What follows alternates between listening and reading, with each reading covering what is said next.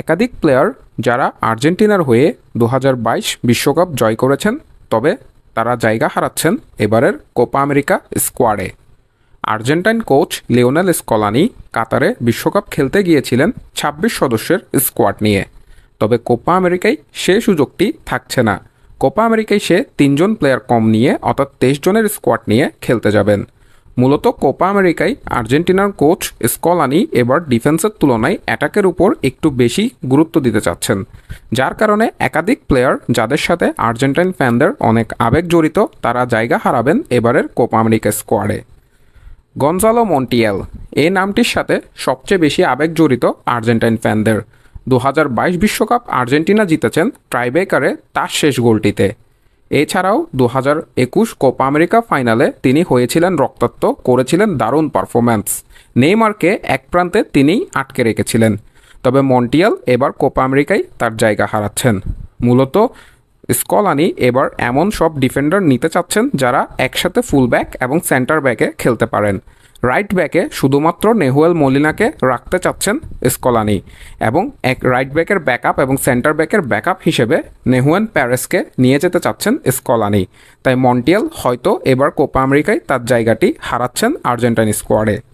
Juan ফয়েতো এই ক্ষেত্রে স্কলানির backup প্ল্যানে থাকছেন না, যার কারণে সেও জায়গা হারাচ্ছেন এবারের কোপা আমেরিকা স্কোয়াডে।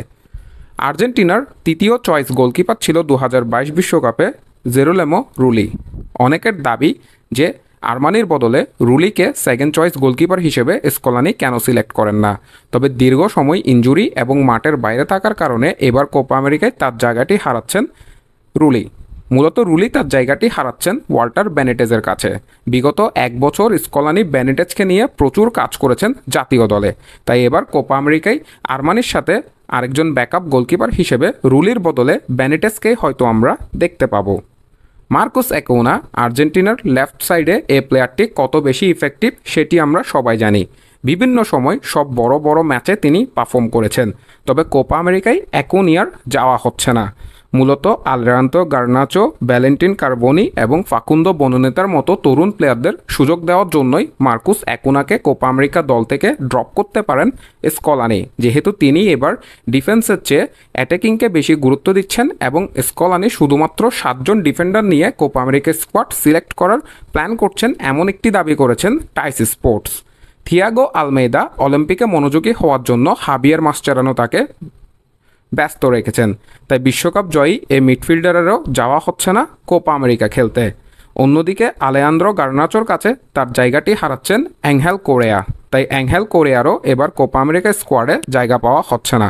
পাপু গোমেজ 2022 বিশ্বকাপের পর থেকেই আর্জেন্টাইন দলের বাইরে রয়েছেন তার বিতর্কের কারণে। তিনি সাংবাদিকদের কাছে দলের গুরুত্বপূর্ণ তথ্য লিক করেছেন এমন অভিযোগ ছিল তার বিরুদ্ধে। এছাড়াও তিনি ডোপ টেস্টে পজিটিভ হয়েছিলেন, তাই পাপু গোমেজও জায়গা হারিয়েছেন আর্জেন্টিনা দলে, যদিও তিনি বর্তমানে 2 বছরের ব্যান কাটাচ্ছেন।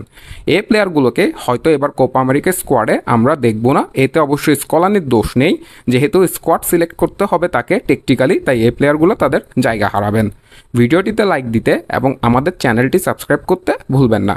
মাহের আহমেদ মাহি, MS থিংবার্স।